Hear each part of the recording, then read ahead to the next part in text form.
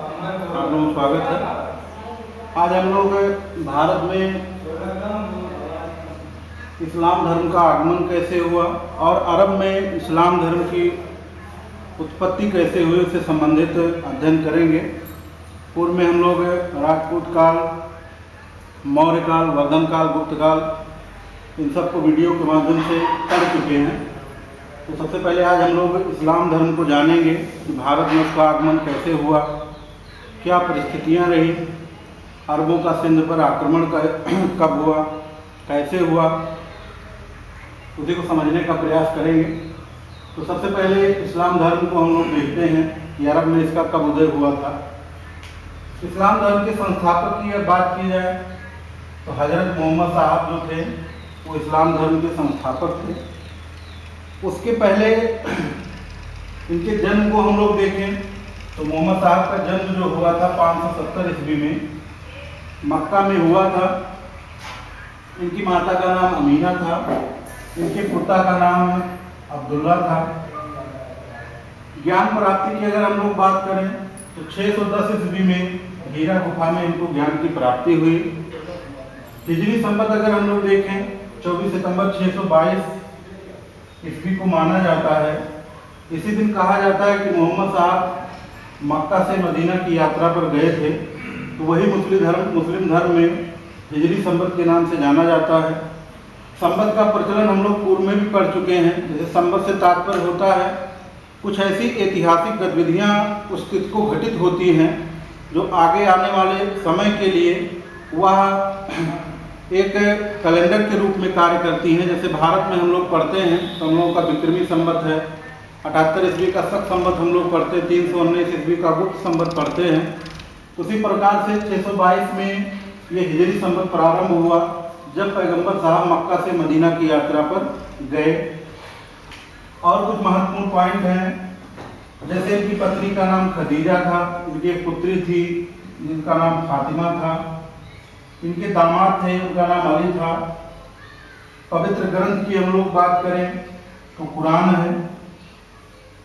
इस्लाम धर्म में कुरान के साथ साथ हम लोग हदीस भी पढ़ते हैं।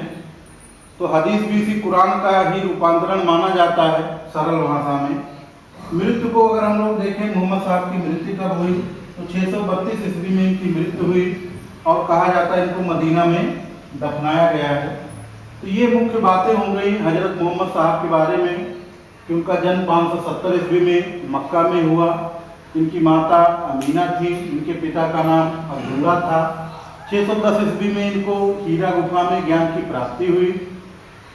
जब ये मक्का से मदीना की यात्रा करते हैं तो 24 सितंबर 622 से हिजरी संवत का प्रारंभ माना जाता है। इनकी पत्नी खदीजा थी, इनकी पुत्री फातिमा, इनके दामाद अली थे। मुस्लिम धर्म का पवित्र ग्रंथ कुरान है और इनकी मृत्यु जो हुई थी 632 ईस्वी में हुई थी और इनको मदीना में दफनाया गया। ये तो इनकी बेसिक बातें हो गई मोहम्मद साहब के बारे में। इनकी कुछ शिक्षाओं को हम लोग देख लेते हैं। शिक्षाओं में इनके कुछ बुनियादी सिद्धांत हैं और 5 प्रकार की मुख्य शिक्षाएं इन्होंने बताई हैं। जैसे बुनियादी सिद्धांत की बात करें तो उसमें इन्होंने समता, समानता और बंधुत्व की बात की है कि कहने का मतलब समता, समानता और बंधुत्व ही संपूर्ण संसार का सार है, ऐसा हजरत मोहम्मद साहब ने बताया है। 5 प्रकार की शिक्षाओं को भी इन्होंने अपने इस्लाम धर्म के अनुसार सभी लोगों को मानने के लिए कहा है। कलमा, रमजान, रोज़ा, हज, ज़कात, ये विभिन्न प्रकार की उनकी शिक्षाएं हैं। अब पैगंबर मोहम्मद साहब के जो उत्तराधिकारी थे वो खलीफा कहलाए। खलीफा अभी आगे के इतिहास में जब हम लोग सल्तनत काल पढ़ेंगे तो सल्तनत काल में हम लोग देखेंगे खलीफा की बड़ी महत्वपूर्ण भूमिका हो जाती है। या भारत में जब बाद में आधुनिक भारत हम लोग पढ़ते हैं, जब खिलाफत आंदोलन एक चलता है तो वो भी खलीफा से ही संबंधित होता है।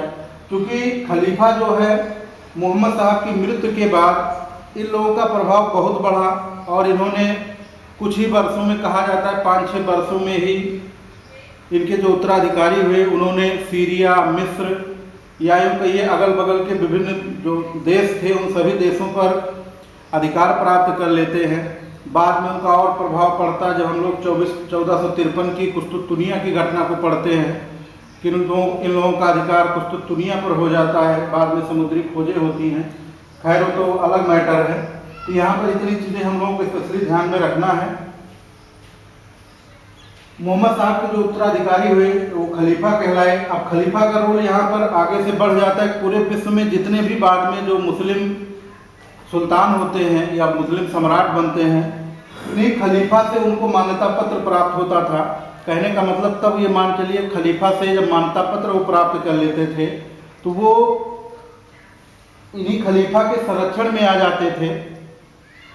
सल्तनत काल में हम लोग पढ़ेंगे जिसमें देखेंगे कि इल्तुतमिश पहला शासक था जिसने खलीफा से स्वीकृति प्राप्त की थी। तो ये इतनी महत्वपूर्ण बातें इसमें हो गई। अब हम लोग देखते हैं कि अरबों का भारत पर आक्रमण कैसे हुआ, किस प्रकार हुआ। तो अरबों के आक्रमण के बारे में अगर बात की जाए तो सबसे पहले हमको चचनामा का ध्यान में रखना है। चचनामा एक बहुत ही महत्वपूर्ण और फारसी ग्रंथ है। इसी चचनामा नामक ग्रंथ में सबसे पहले अरबों की सिंध विजय का वर्णन किया गया है। कहने का मतलब अरबों ने सिंध को कैसे विजित किया, इसी चचनामा नामक फारसी ग्रंथ से हम लोगों को सूचना प्राप्त होती है। क्योंकि अरबों का जो भारत पर आक्रमण था वो पहला आक्रमण था और शुरुआत के इनके कुछ प्रयास ऐसे रहे जो असफल रहे, लेकिन बाद में जब मोहम्मद बिन कासिम के नेतृत्व में इन्होंने भारत पर आक्रमण किया तो वह सफल रहा। और क्या प्रभाव उसके हुए उसी को हम लोग देखेंगे आगे। तो पहला मुस्लिम आक्रमण अरबों का माना जाता है और इनका उद्देश्य आक्रमण का क्या था?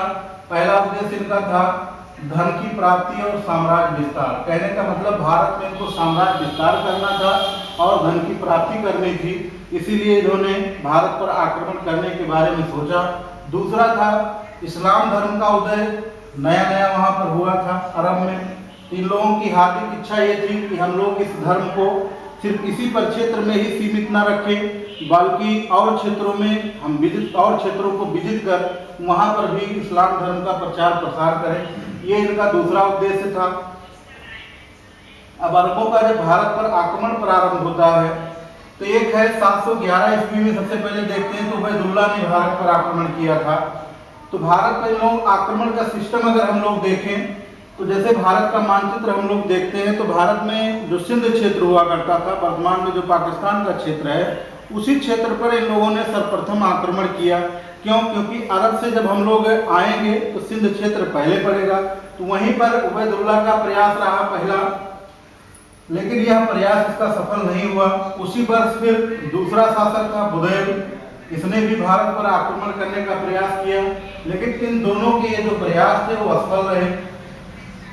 फिर 712 ईस्वी में मोहम्मद बिन कासिम का आक्रमण, प्रथम सफल आक्रमण भारत पर होता है। कहने का मतलब मोहम्मद बिन कासिम के नेतृत्व में जब अरबों का आक्रमण हुआ तो वह सफल रहा। अब इसमें भी बीडी महाजन इसको 711 ही मानते हैं, ईश्वरी प्रसाद के अनुसार 712 ईस्वी है।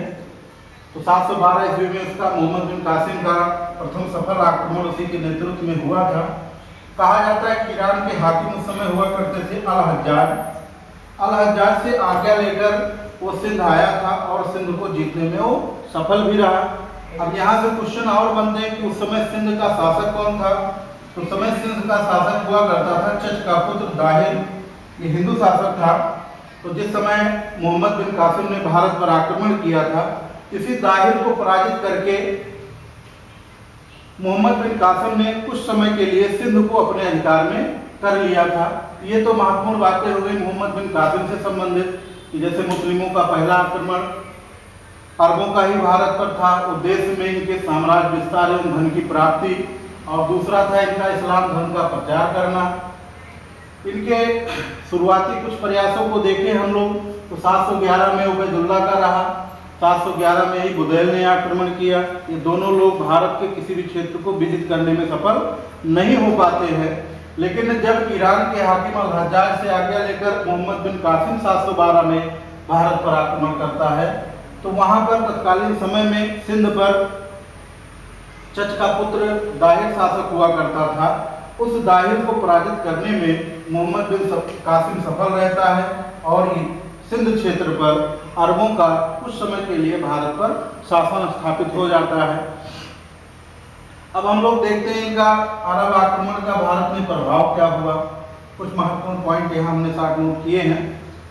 जैसे सर्वप्रथम कहा जाता है भारत में हिंद और हिंदू शब्द का प्रयोग जो था वो अरबों के द्वारा ही भारत के लिए किया गया।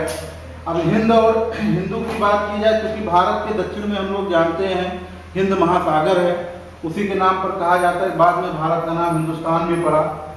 खजूर की खेती और ऊँट पालन भारत में प्रारंभ हुआ, यानी कि अरबों के आक्रमण के पहले ये चीज़ें भारत में प्रचलित नहीं थी या भारत में चलन में नहीं थी, खजूर की खेती और ऊँट पालन।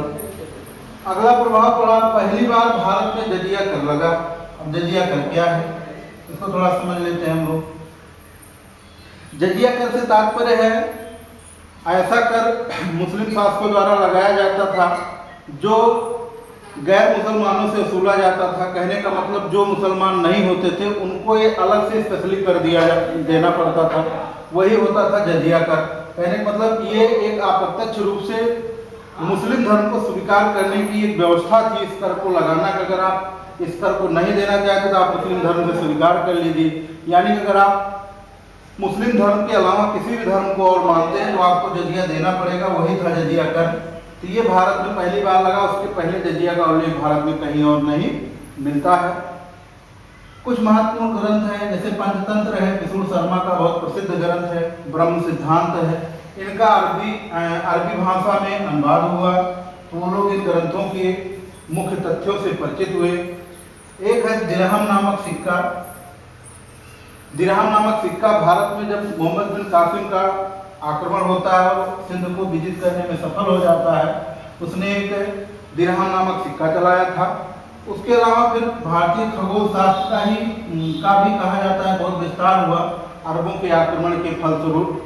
तो ये हो गई महत्वपूर्ण बातें जो अरबों के भारत में आक्रमण के फलस्वरूप आई। जैसे हिंद और हिंदू शब्द का प्रथम प्रयोग किया गया, खजूर की खेती की गई, ऊँट पालन प्रारंभ हुआ, भारत में पहली बार जजिया कर लगा, पंचतंत्र, ब्रह्म सिद्धांत, अरबी अनुवाद में किए गए, दिरहम नामक एक सिक्का चलाया गया, भारत में खगोल शास्त्र का विस्तार हुआ। तो ये महत्वपूर्ण बातें थी। अब अरब आक्रमण से संबंधित इतने मुख्य बिंदु हैं। अब इसके आगे हम लोगों को पढ़ना है तुर्क आक्रमण के संबंध में, जिसमें हम लोग महमूद गजनबी और मोहम्मद गोरी के बारे में पढ़ेंगे।